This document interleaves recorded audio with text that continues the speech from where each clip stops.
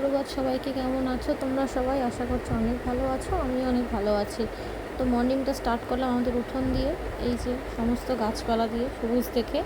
তো এটা আমাদের হচ্ছে ঠাকুর ঘর। ঘুম থেকে উঠে ঠাকুর দর্শন করাটা খুব দরকারি।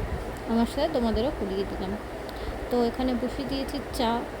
আমার শ্বশুর মশাইয়ের জন্য চা হবে, আমার শাশুড়িমার জন্য কফি হবে, সবই হবে। এক এক করে দিতে থাকো, তোমাদের সঙ্গে নিয়ে এগোচ্ছি।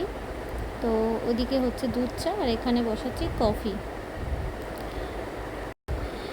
ফেসবুক পেজে ফার্স্ট। তো যারা যেখান থেকে দেখছো সবাই প্লিজ একটু ফলো করে দিয়ে সাপোর্ট করো। আর চলো দেখতে থাকো। তো চায়ের পাটটা চলতেই থাকে, যখন যার মনে হবে চা, মানে কোনো টাইম ধরা বাঁধা নেই। তো এটা হচ্ছে ব্ল্যাক কফি আমার বড়মশাইয়ের জন্য।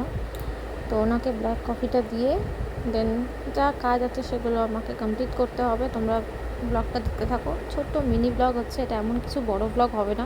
ফার্স্ট যেহেতু, তাই ছোটো থেকে স্টার্ট করছি। তো এই যে আমি ফ্রেশ হয়ে চলে এসেছি, একদম স্নান টান করে সুন্দরভাবে। দেন ছোট্ট একটু স্কিন কেয়ার, কিছু না, জাস্ট একটু টোনার দিই আর একটু লিপ বাম দিই, আর কিছু করি না। দেন তারপরে যাব রান্না বসাতে।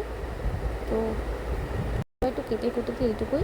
বাদ বাকিটা উনি করে। রান্না ডিপার্টমেন্টে এখনও আমি নেই, মাই আছে। মা করে সবটা।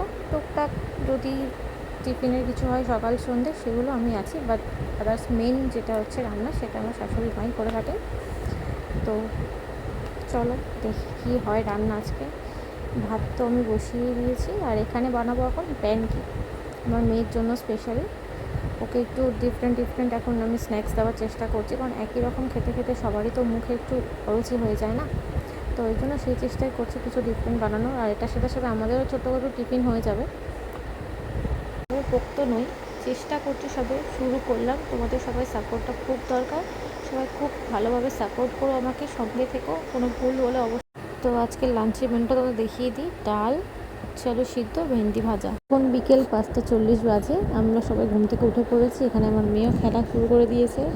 তো আমিও চললাম এখন কফি বানাতে আমার শ্বশুরমায়ের জন্য। তো আমি কফি খাই, আর আমার শ্বশুরমশাই খায় চা। মানে আমার শ্বশুরমশাই এবং বর চা খায়, আমি হরলিক্স খাই। সবার আলাদা আলাদা পার্ট থাকে। তো তোমাদের সাথে কথা বলতে বলতে আমার এখানে কফিও ডান হয়ে গেছে। শুধু গরম জলটা দিয়ে দিলে আমার কফি রেডি হয়ে যাবে। আজকের ভিডিওটা আমি এখানেই এন্ড করছি। ভালো লাগলে like, comment, share and subscribe করতে ভুলবে না। তো পরের ভিডিও দেখা হচ্ছে। টাটা।